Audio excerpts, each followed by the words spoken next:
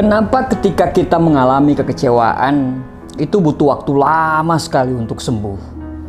Berapa lama waktu yang dibutuhkan oleh seseorang yang kecewa untuk dia bisa sembuh? Apa yang dilakukan seseorang supaya dia tidak terlalu lama kecewa? Pertanyaan-pertanyaan seperti itu akan kita bahas di video kali ini. Tidak satupun orang di dunia ini yang tidak pernah mengalami rasa kecewa atau rasa patah hati, sakit hati, hilang asa, dengan berbagai macam kejadian. Ada yang putus, ada yang dikhianati, ada yang cerai, dan lain-lain. Dan saya yakin Anda pun pasti pernah mengalami hal ini. Betul, semua pernah kecewa. Tapi saya yakin cara menyembuhkan tiap-tiap orang itu berbeda-beda.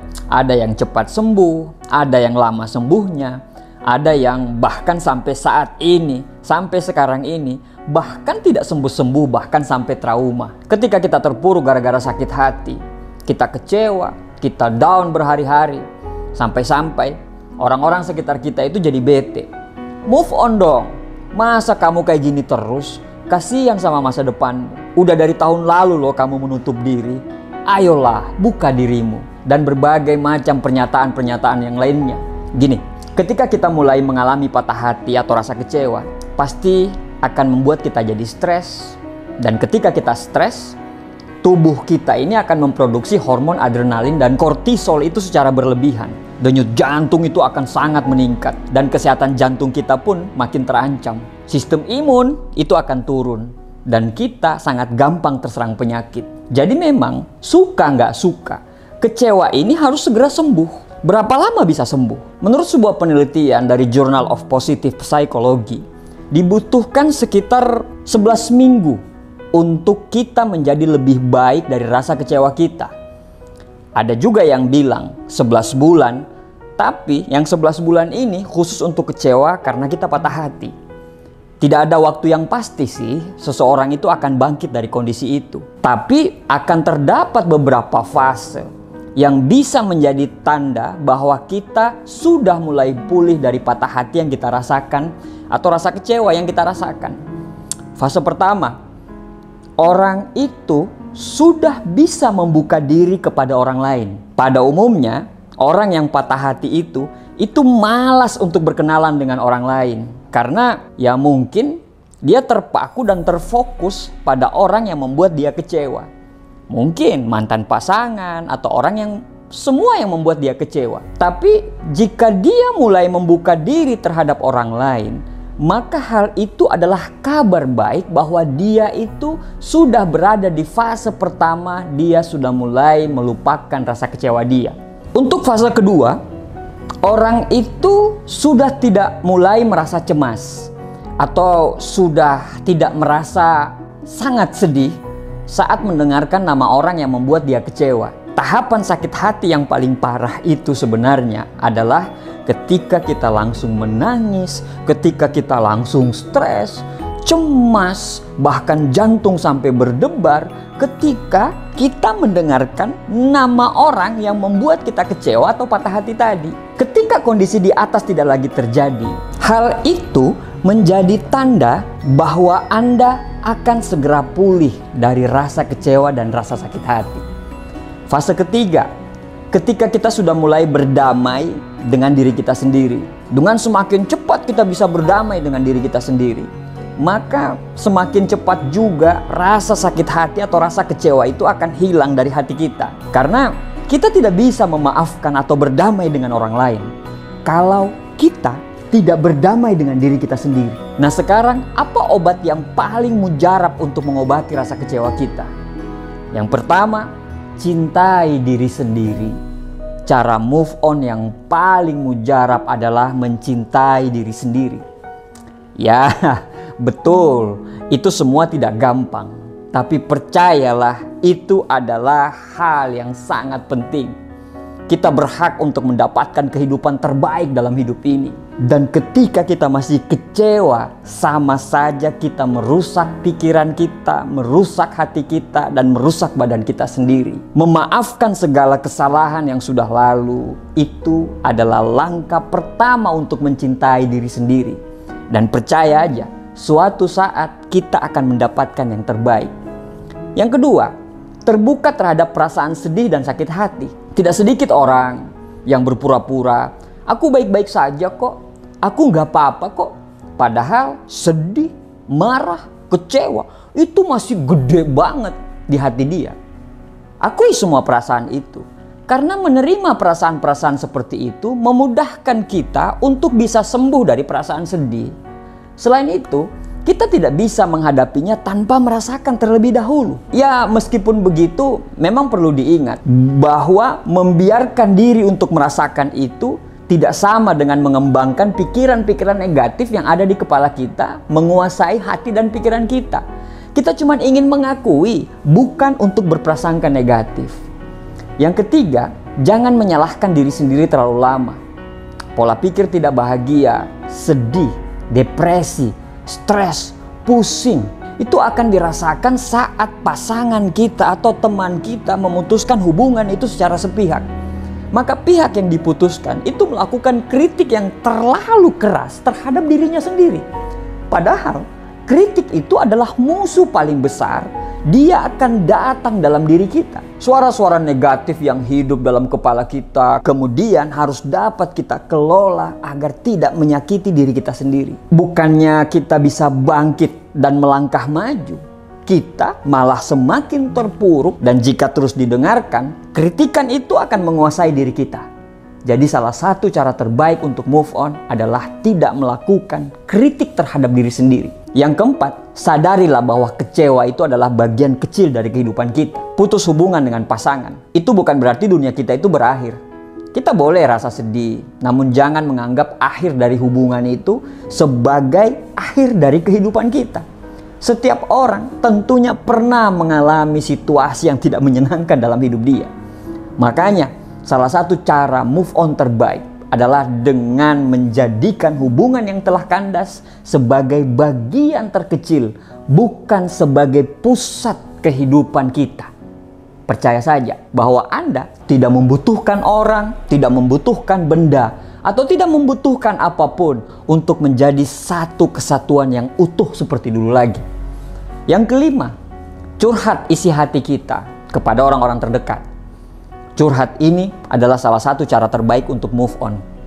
Kita dapat menceritakan masalah kita, masalah yang tengah kita hadapi kepada orang-orang terdekat kita, atau kepada orang-orang yang tahu dengan kondisi ini, atau para psikolog. Dengan kita pergi ke psikolog atau ahli-ahli kesehatan mental, itu tidak menandakan bahwa kita itu sedang mengalami gangguan kesehatan mental. Ya, setidaknya saat kita berbagi kepada orang lain, kita tidak akan merasa kesepian. Apalagi jika orang ini bersimpati terhadap apa yang sudah terjadi pada diri kita. Itu dapat membantu kita untuk melewati masa-masa sulit. Percaya saja bahwa ada banyak orang yang akan menemani kita dalam melewati kondisi rasa kecewa ini. Yang keenam, mempraktekkan mindfulness. Mindfulness ini itu merupakan suatu kemampuan untuk memahami, suatu kemampuan untuk memberikan toleransi, serta suatu kemampuan untuk menghadapi segala rasa yang kita miliki dengan cara yang lebih baik. Selain itu, cara ini itu juga membantu kita mengurangi rasa stres dengan menerima perasaan dan pikiran itu tanpa mengkhianatinya. Dan hal ini sendiri dapat kita lakukan sebagai cara move on yang terbaik. Mindfulness itu tidak melulu kamu bisa dapatkan dari meditasi loh ya. Kamu juga bisa melakukan dengan membiasakan diri untuk menerima segala perasaan yang muncul. Tapi tidak selalu kamu percayai perasaan itu. Jadi fokus aja terhadap hal-hal yang baik, serta lupakanlah hal-hal yang buruk. Dan hal itu, tahu nggak? Itu akan membantu kita untuk segera move on dari rasa kecewa terhadap orang-orang yang mengecewakan kita, serta hubungan-hubungan yang mengecewakan di masa lalu. Dengan begitu, kita dapat menyambut kebahagiaan-kebahagiaan kita yang menanti di depan sana. Masa depan kita masih panjang. Jadi semoga video ini bisa membantu dan semoga bermanfaat untuk mengatasi rasa kecewa dan rasa patah hati Anda semua.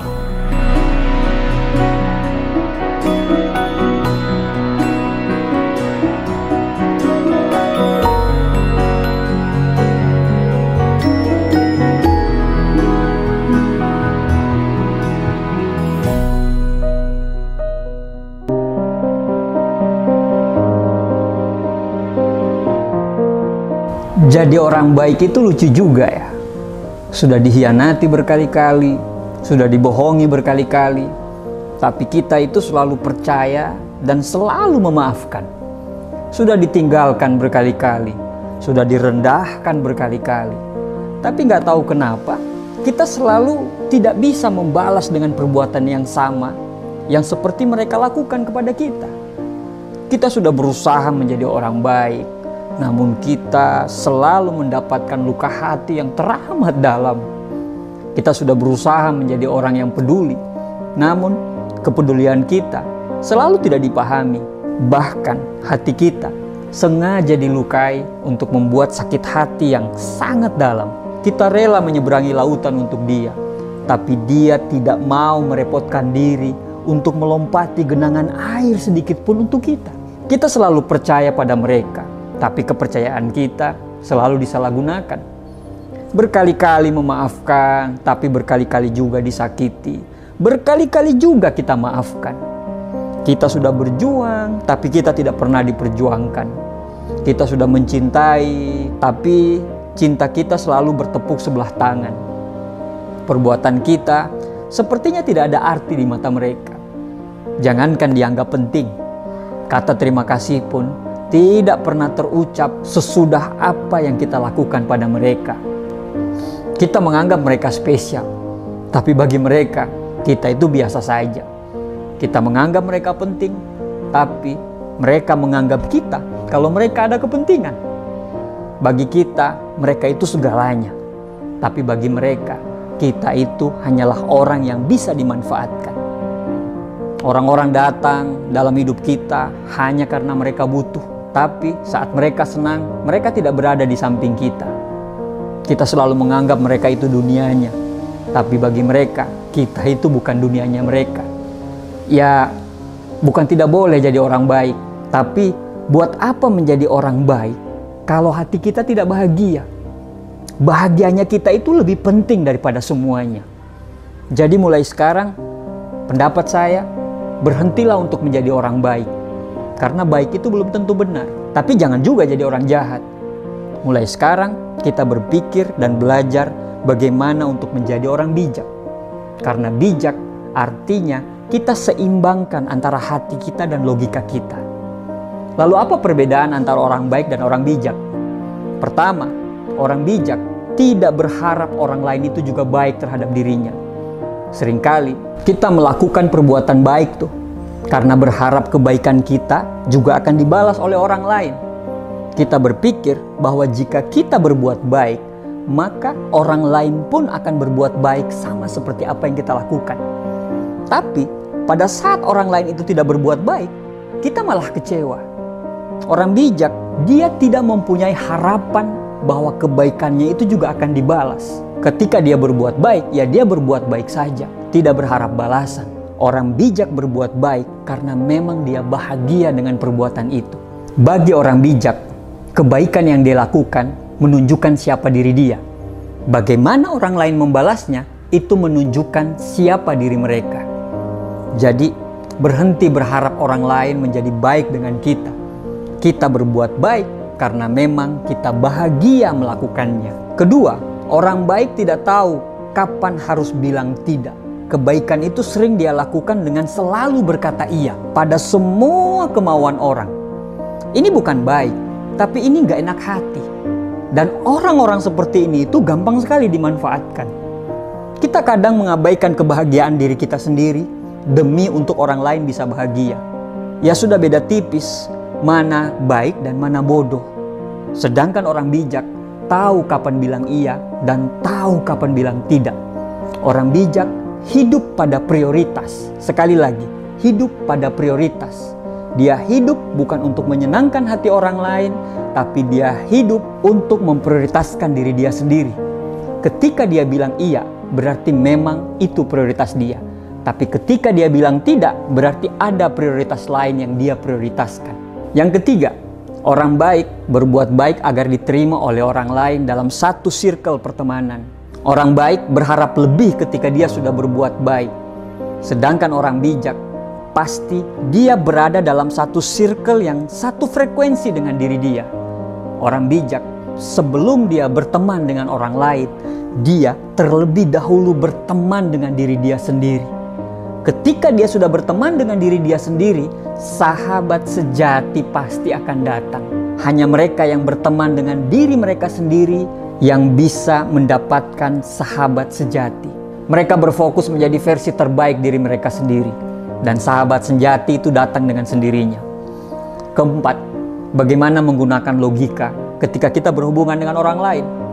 Orang yang bijak itu lebih banyak diam dan memperhatikan situasi terhadap orang dan lingkungan dia. Dari situ dia bisa merasakan apakah orang ini benar-benar layak ditolong atau orang ini hanya memanfaatkan pertemanan. Orang bijak berusaha untuk kebaikan diri mereka, untuk menjaga diri mereka dari orang-orang yang ingin memanfaatkan mereka. Orang baik mungkin punya ciri-ciri jujur, tulus, mudah dinasehati, tetapi orang bijak memiliki kemampuan untuk berpikir dan mengambil keputusan dengan hati-hati. Orang bijak dapat memahami situasi dengan baik, melihat dari berbagai sudut pandang, dan mempertimbangkan segala konsekuensi jangka panjang dari tindakan mereka. Mereka mampu untuk mengendalikan emosi mereka, menerima kritik, dan memikirkan segala macam tindakan mereka dengan hati-hati. Berhentilah menjadi orang baik, jangan berbuat jahat, dan belajarlah untuk menjadi orang yang bijak.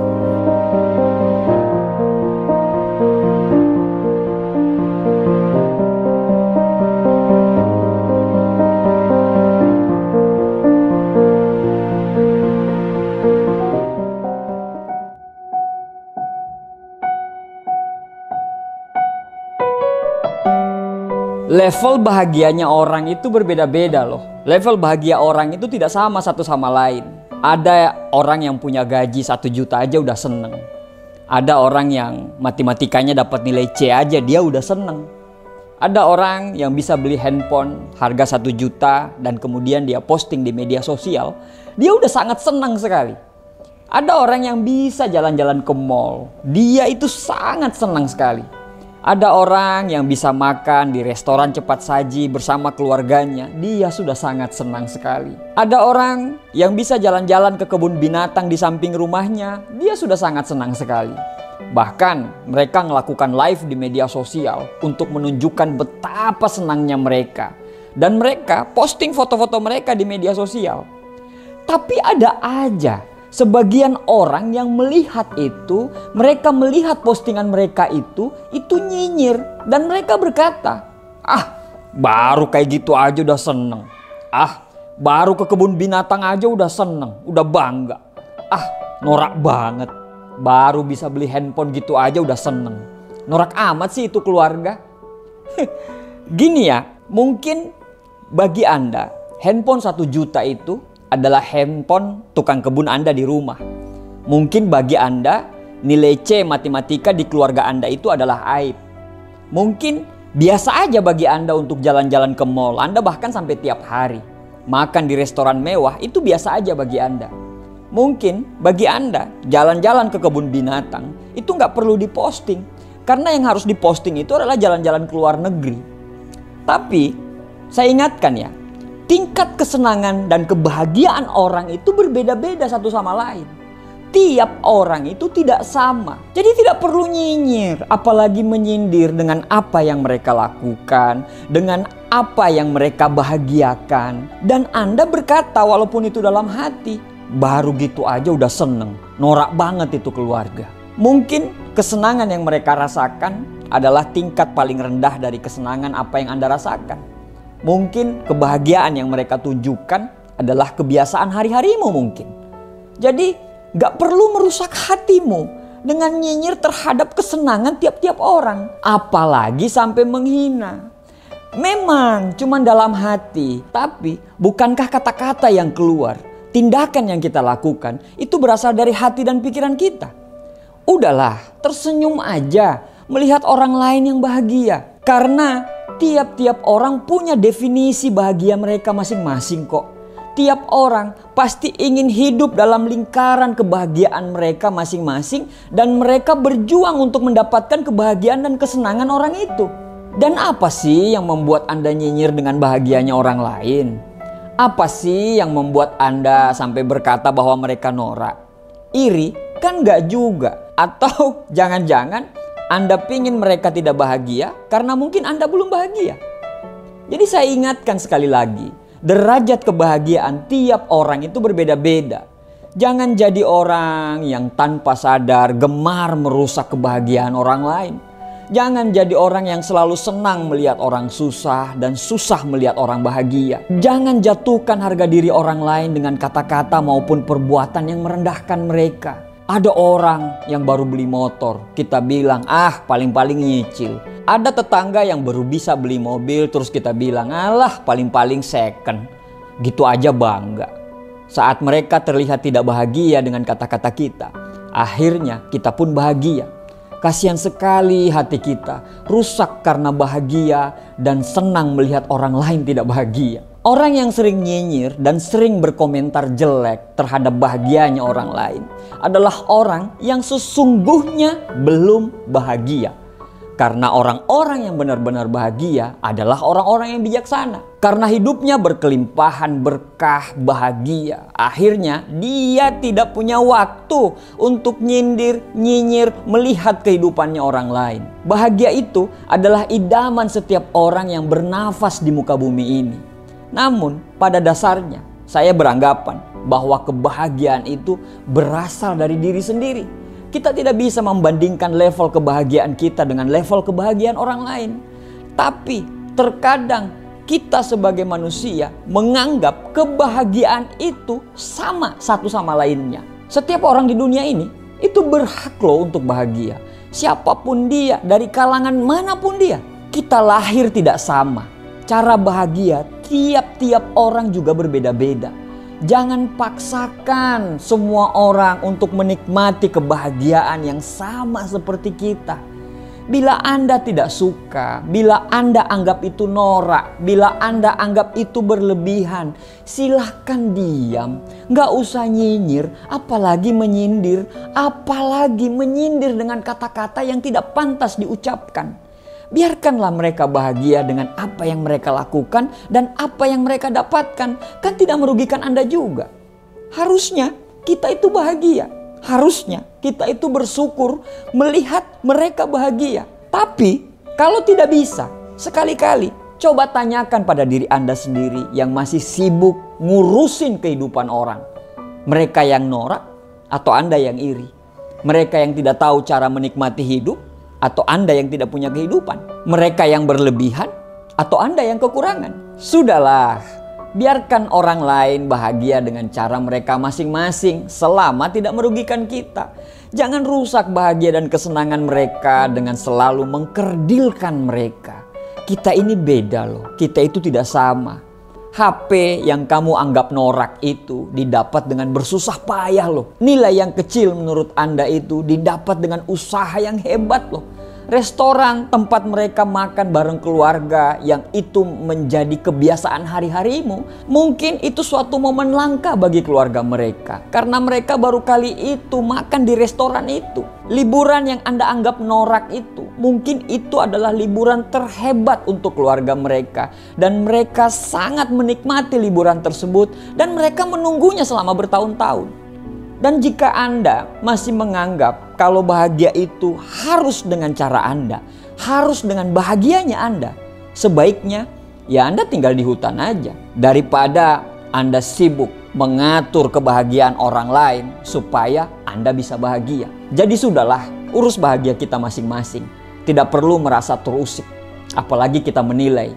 Kita bukan Tuhan yang bisa melakukan penilaian. Jangan sampai Anda menyimpulkan apapun terhadap kebahagiaan orang lain. Bila orang berbahagia, alhamdulillah, berbahagialah. Sebab bila Anda belum benar-benar bahagia melihat orang lain bahagia, berarti Anda memang belum benar-benar bahagia. Terima kasih. Semoga bermanfaat.